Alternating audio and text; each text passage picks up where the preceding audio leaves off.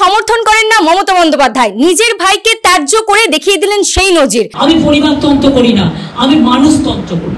আমার সাথে কোনো সম্পর্ক ছিল একদিন, ভুলে যান, আজ থেকে কোনো সম্পর্ক থাকবে না, ওকে মানুষ করতে পারিনি। বাবুন বন্দ্যোপাধ্যায় যখন থেকে প্রসূন বন্দ্যোপাধ্যায়ের বিরুদ্ধে ক্ষোভ বিক্ষোভ শুরু করেছেন এবং নিজেই বলে দিয়েছেন নির্দলে দাঁড়াবেন, তারপর থেকেই বিভিন্ন জল্পনা সৃষ্টি। আসলে সমীকরণটা ঠিক কি? আমাদের সঙ্গে রয়েছেন এই মুহূর্তে দেওয়ালের সম্পাদক শঙ্খদীপ দাস, তার সঙ্গে কথা বলবো। এই যে দেখা যাচ্ছে যে তিনি বলে দিলেন যে বাবুন আর পরিবারেরই সদস্য নয়, তাকে মানুষ করতে পারিনি, কি বলবেন? মমতা বন্দ্যোপাধ্যায় কি শুধুমাত্র এইটুকুর উপরেই ছেড়ে দিলেন, নাকি এর ভেতরে অন্য কোনো সমীকরণ রয়েছে? না দেখো, ঐশী, লোকসভা ভোট বা বিধানসভা ভোট আসতেই আমরা দেখি যে টিকিট নিয়ে নানা জায়গা থেকে টিকিট প্রত্যাশীদের একটা অসন্তোষ দেখা যায়, এবং এটা ডানপন্থী রাজনীতিতে এটাই দস্তুর। তুমি যদি দিল্লিতে দেখো, এই টিকিট ডিস্ট্রিবিউশনের সময় কংগ্রেস পার্টি অফিসের বাইরে বা বিজেপি পার্টি অফিসের বাইরে সে গাড়ির লাইন, ভিড়, সবাই টিকিট চাইছে। তো আজকে মমতা বন্দ্যোপাধ্যায় যেটা করেছেন সেটা হচ্ছে আমি বলবো যে ঝিকে মেরে বউকে শিক্ষা দেওয়ার মতন। বাবুন বন্দ্যোপাধ্যায় নিজের ঘরের ছেলে, তার ভাই, তাকে উনি বলেছেন যে বেশি লোভ ভালো না, ও ছোটোবেলা থেকে হয়তো ওকে তৈরি করতে আমি অতটা সময় দিতে পারিনি, ওর বেশি লোভ, ওর সাথে কোনো সম্পর্ক রাখবো না। আসলে মমতা বন্দ্যোপাধ্যায় নিজের বাড়ির, নিজের পরিবার অনেক বড়, অনেক ভাই, অনেক বোন। তো সবাই যদি এখন লোকসভা বা বিধানসভা বা টিকিট চান, তাহলে কিন্তু কাকে ছেড়ে কাকে দেবেন, এবং সেখানে তারা বিতর্ক তৈরি হবে। ইতিমধ্যে উনি তার এক ভাইয়ের স্ত্রীকে পুরসভার টিকিট দিয়েছেন, তিনি কাউন্সিলর। এখন কাল যদি কার্তিক বন্দ্যোপাধ্যায় বলেন আমি দক্ষিণ কলকাতায় দাঁড়াবো, বাবুন বন্দ্যোপাধ্যায় বলেন আমি হাওড়া দাঁড়াবো, তাতে একদম পরিবারের পার্টি হয়ে গেল। এই যে বিজেপি বা নরেন্দ্র মোদী পশ্চিমবঙ্গে এসেই খালি নরেন্দ্র মোদী মমতা বন্দ্যোপাধ্যায়কে পরিবর্তন নিয়ে বলেন, তো আমার মনে হচ্ছে আজকে মমতা বন্দ্যোপাধ্যায় এক ঢিলে অনেকগুলো পাখি মারলেন। নিজের ভাইয়ের যে অ্যাসপিরেশন সেটা তো প্রাথমিকভাবে বন্ধ করলেন। দুই হচ্ছে যে বিজেপির এই যে পরিবর্তন নিয়ে যে অ্যাটাক, সেটাকে ভোতা করার চেষ্টা করলেন। আর তিন হচ্ছে যে দেখো, তৃণমূলের যে পরিবার বা মমতা বন্দ্যোপাধ্যায়ের যে পরিবার, সেটা তো শুধুমাত্র মমতা বন্দ্যোপাধ্যায়ের ওই বন্দ্যোপাধ্যায় বা কালীঘাট পরিবার নয়। মমতা বন্দ্যোপাধ্যায় মনে করেন যে তৃণমূল একটা এক্সটেন্ডেড ফ্যামিলি, তার একটা এক্সটেন্ডেড পরিবার। সেই এক্সটেন্ডেড পরিবার আগে ছিল এইটুকুনি, এখন ক্রমশ যখন একটা পার্টি প্রায় 12 বছর 13 বছর ধরে পশ্চিমবঙ্গে ক্ষমতায় রয়েছে, তার পরিবার বাড়তে বাধ্য। সেখানে ব্লক সভাপতি থেকে শুরু করে জেলা সভাপতি, নিচুতলার নেতা, ইভেন একটা কাউন্সিলর পর্যন্ত অ্যাসপিরেন্ট হয়ে ওঠে টিকিটে। কারণ পার্টি যখন বড় হচ্ছে তখন অ্যাসপিরেশন, মানে নাম্বার অফ পিপল যাদের অ্যাসপিরেশন আছে সেই সংখ্যাটাও বেড়ে যায়। কিন্তু প্রোভাইডেড যে তারা কি সত্যিই যোগ্য। এখানে দুটো জিনিস আছে, একটা হচ্ছে সেলফ অ্যাসেসমেন্ট, যে আমি কতটা যোগ্য, কিন্তু সেটা কেউ করেন না। সবাই মনে করেন যে আমিই দাবিদার, আমি নেতা, আর আমার পরে মমতা বন্দ্যোপাধ্যায় নেত্রী, মাঝখানে কাউকে মানতে চান না। তো এই যে একটা হিউজ লেভেল অফ অ্যাসপিরেশন, কখনো শান্তনু সেন, কখনো বাবুন বন্দ্যোপাধ্যায়, কখনো ওই তমাল ঘোষ, বা হয়তো তুমি দেখবে যে অপরূপাও হয়তো এখন গোসাঘরে খিল দিয়ে আছে, মানে এরকম সবাই অ্যাসপিরেন্ট।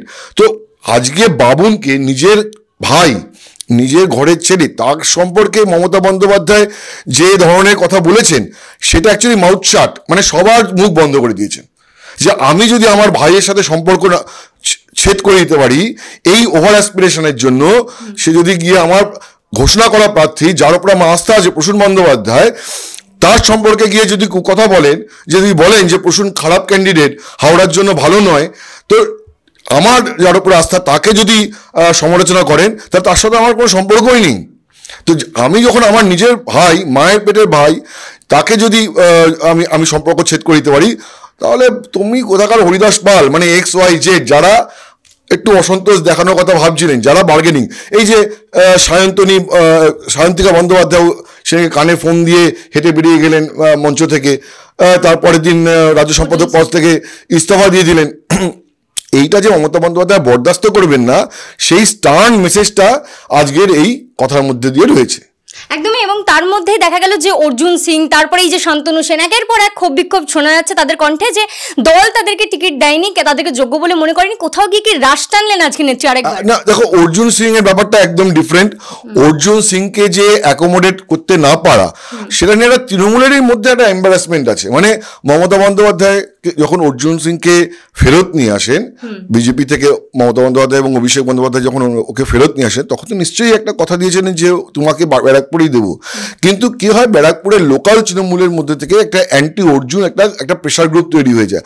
সেখানে মমতা বন্দ্যোপাধ্যায়ের পক্ষে অর্জুনকে ওখানে অ্যাকোমোডেট করা ডিফিকাল্ট হয়ে ওই জন্য আজকে মমতা বন্দ্যোপাধ্যায় নিজেই বলেন, মমতা বন্দ্যোপাধ্যায় বুঝতে পারছেন যে অর্জুন সিং থাকবে না, বিজেপিতে চলে যাবেন। ওই জন্য উনি আজকে ইন্টারেস্টিং উনি আজকে বলেছেন যে ও তো বিজেপিরই এমপি, তৃণমূলের তো এমপি নয়। তাহলে ইট ইজ কোয়াইট মানে এক্সপেক্টেড যে ও আবার বিজেপি টিকিটে লড়বে। তো ফলে অর্জুনের ব্যাপারটা ডিফারেন্ট, ঠিক আছে। অর্জুনেরকে অ্যাকোমোডেট করতে না পারায় তৃণমূলের মধ্যেই একটা মানে অস্বস্তি রয়েছে, কিন্তু বাকিদেরটা নয়। দেখো 42টা মাত্র সিট, এই 42টা মাত্র সিটে ক্যান্ডিডেট বাঁচতে কিন্তু তৃণমূলের প্রায় 1.5 মাস 2 মাস সময় লেগেছে। অনেক সার্ভে, অনেক সমীক্ষা, লোকালি তিনি পপুলার কি পপুলার নয়, তা সিটিং যিনি এমপি ধরো নুসরাত জাহান, মিমি চক্রবর্তী, তাদের বিরুদ্ধে কোনো লোকাল লেভেল অ্যান্টি ইনকামবেন্সি তৈরি হয়েছে কিনা, তাদের সাথে স্থানীয় মানুষের বিচ্ছিন্নতা তৈরি হয়েছে কিনা। অপূর্ব পোদ্দার টিকিট দেননি, আমরা লিখেছিলাম যে কারণ এটা হতে চলেছে অনিবার্য, কারণ হচ্ছে যে লোকাল লেভেল একটা অসন্তোষ, একটা পরিমাপের ভিত্তিতে তো হয়ই না, অনেকগুলো মাপকাঠি রয়েছে, যদি সেটা একটু বল। সেটাই তো বলছি যে এই যে 42টা সিটের জন্য যে খুঁজতে এত হয়রান হতে হলো পার্টিকে, তার মানে উপযুক্ত মুখ নেই। অথচ ওই বললাম যে সবাই মনে করছে যে আমিই যোগ্য, আমি অ্যাসপিরেন্ট, আমারই পাওয়া উচিত ছিল। ব্যাপারটা তা নয়। ব্যাপারটা যদি এতটাই হতো, বহরমপুরে যদি আজকে তৃণমূলের কোনো নেতা যদি লড়াই করে উঠে আসতে পারতেন নরেন্দ্র মোদী এই অধীর চৌধুরীর বিরুদ্ধে, ইউসুফ পাঠানকে আনতে হতো। তার মানে অধীর চৌধুরীকে মোকাবিলা করতে পারেন এরকম কোন নেতা বহরমপুরে তৈরি হয়নি, তাই না? এটা তো কুমোরটুলি না যে গিয়ে বানিয়ে মূর্তি বানিয়ে দেবো, তোমাকে নিজেকে তৈরি করতে হবে। তো ওখানে অনেক এমএলএ আছে তৃণমূলের, কিন্তু অধীর চৌধুরীকে মোকাবিলা করার মতো একা কোথায়? সেই জন্য তো তৃণমূলকে আজকে বাইরে থেকে ইউসুফ পাঠানকে আনতে হয়েছে। ধরো ঘাটালে যদি আজকে তৃণমূলের একজন দুর্দণ্ড প্রতাপ নেতা তৈরি হতেন এবং যার সাথে মানুষের গ্রাসরুটের খুব ভালো কানেক্ট এবং মানুষের তার উপরে অগাধ আস্থা আছে, সে কোনো পদে থাকুন, তিনি কোনো পদে থাকুন বা না থাকুন, তাহলে দেবকে দরকার পড়তো না, তাই না? মেদিনীপুরে যদি একটা লোকালি ভেরি স্ট্রং লিডার যদি উঠে আসতেন দিলীপ ঘোষকে মোকাবিলা করার মতো, জুনকে আজকে বিধায়ক তাকে লোকসভা প্রার্থী করতে হতো না। তার ফলে হচ্ছে যে একটা ভ্যাকুম আছে, এমন নয় যে মানে প্রার্থীর ছড়াছড়ি, যোগ্যতমের জয়, এটা সেই ডারউইনের তত্ত্ব। এখানে যে নিজেকে যোগ্য প্রমাণ করতে পারবে সেই ক্যান্ডিডেট হবে। তৃণমূল তার অন্তর্দ্বন্দ্ব কাটিয়ে আগামী দিনে 24-এর যে লোকসভা নির্বাচন, সেই নির্বাচনে কাঁধে কাঁধ মিলিয়ে লড়াই দিতে পারে কিনা, এখন সেদিকেই নজর। আপনারা দেখতে থাকুন দ্য ওয়াল, কারণ খবর এখন এখানে।